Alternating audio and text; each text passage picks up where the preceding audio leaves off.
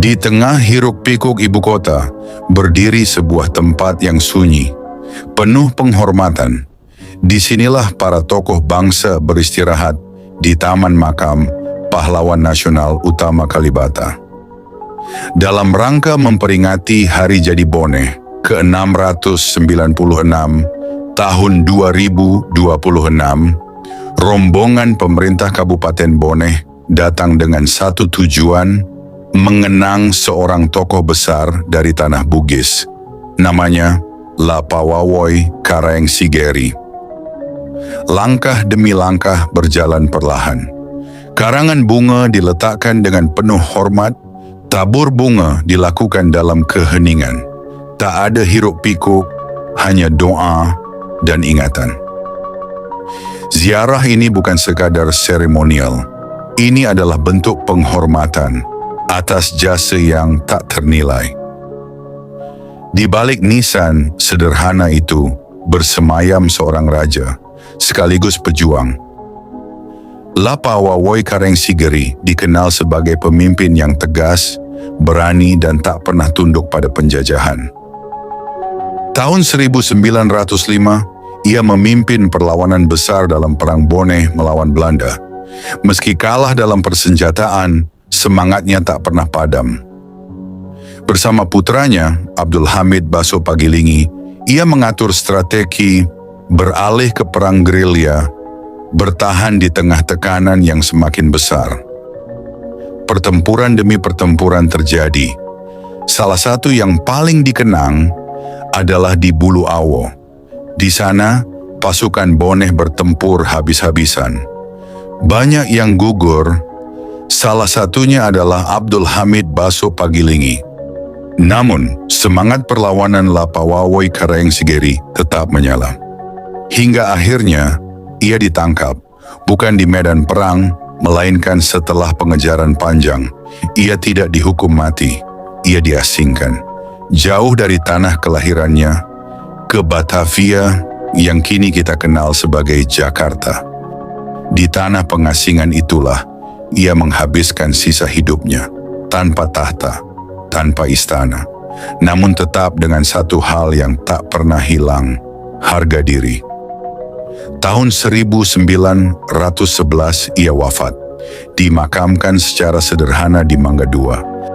Seolah dilupakan oleh waktu, namun sejarah tidak benar-benar melupakannya.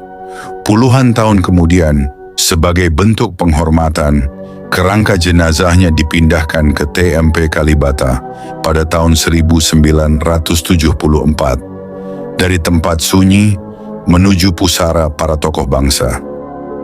Namun ada satu hal yang menarik.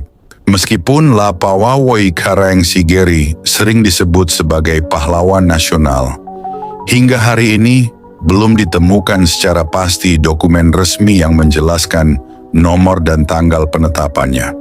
Sebuah celah kecil dalam sejarah yang masih menunggu untuk dijawab. Namun bagi masyarakat Bone dan bagi mereka yang mengenal kisahnya, pengakuan itu mungkin tidak hanya datang dari sebuah keputusan, melainkan dari keberanian, dari pengorbanan, dan dari semangat yang tak pernah padam. Ziarah ini pun bukan hanya tentang masa lalu. Ini adalah tentang menjaga ingatan, tentang menghormati perjuangan, dan tentang mewariskan nilai kepada generasi yang akan datang. Karena bangsa yang besar adalah bangsa yang tidak melupakan sejarahnya. Dan dari tanah Bugis, nama Lapawawoy Karaeng Sigeri akan terus hidup sebagai simbol perlawanan yang tak lekang oleh waktu.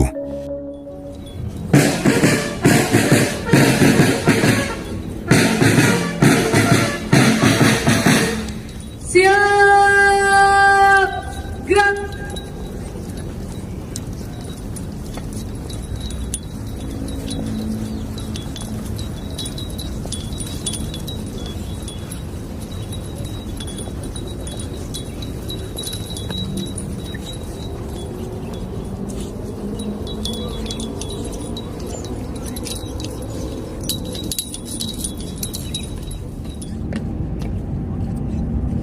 Peletakan karangan bunga oleh pimpinan rombongan.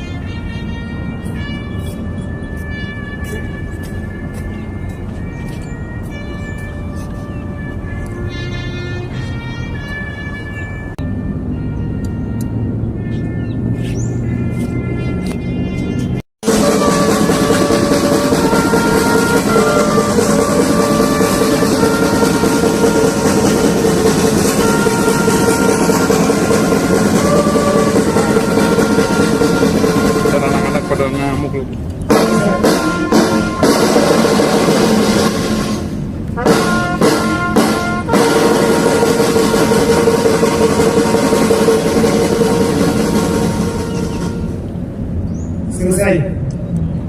Pembacaan sinopsis.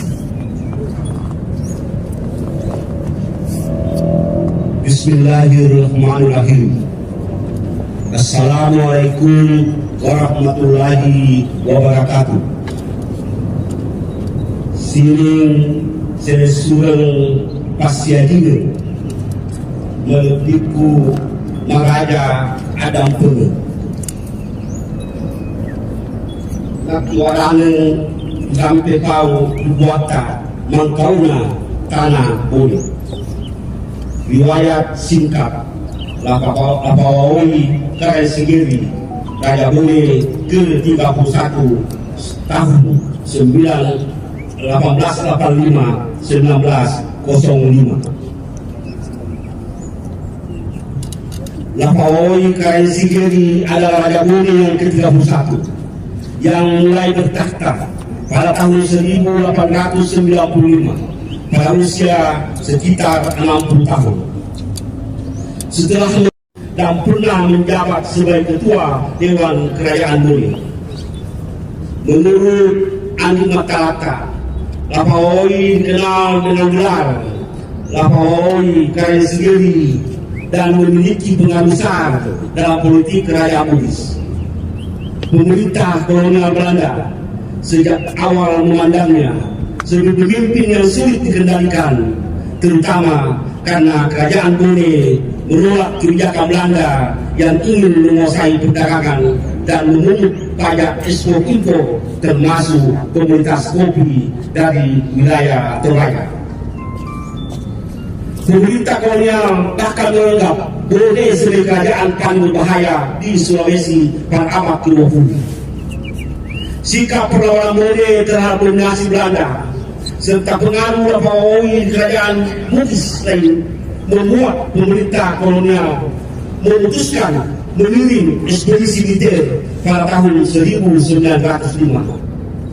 Serangan mulai pada 21 Juli tahun 1905 setelah pasukan Krim didaratkan di pelabuhan Bajoe oleh Kolonel Chia Van Leden. Pertempuran besar terjadi pada tanggal 28 Juli 1905. Pada tanggal 30 Juli, Istana Bone berhasil diduduki oleh tentara Belanda. Dalam pertempuran tersebut, putra Lapawoi, Baso Abdul Hamid, yang bergelar Pagili Pegawai Gugu, Lapawoi sendiri berhasil meloloskan diri dan terus dibunuh oleh pasukan Belanda. Surat kabar kolonial melaporkan bahwa sekitar 200 serdadu Krim yang dipimpin Striprian Lukakius dikerahkan untuk menjaga. Namun karena usianya yang sudah tua dan kondisi fisiknya lemah, ia akhirnya berhasil ditangkap oleh militer Belanda pada tanggal 18 Oktober tahun 1905. Setelah penangkapannya, Lapawoi diasingkan ke Bandung dan kemudian dipindahkan ke Batavia. Ia wafat pada tanggal 17 Januari 1911 dan awalnya dimakamkan di Mangga II, Batavia. Pada tanggal 10 Juli 1954, makamnya dipindahkan di Taman Makam Pahlawan Kalibata sebagai bentuk penghormatan atas perjuangannya. Sekian, Assalamualaikum warahmatullahi wabarakatuh.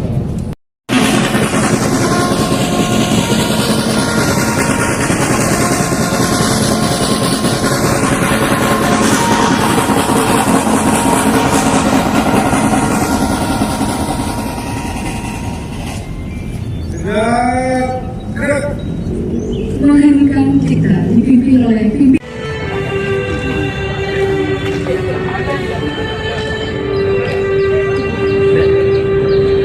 Mana ketumnya, ketum IBK? Mana ketum IBK? Dukungan kami dari Dewan Pengurus Nasional Ikatan Wanita Keluarga Bone berziarah di makam Taman Pahlawan menjelang Hari Jadi Bone yang ke-696. Di sini hadir tokoh-tokoh kita, penasihat kita, Puan Peta Sompa, Ibu Ketua Umum kita,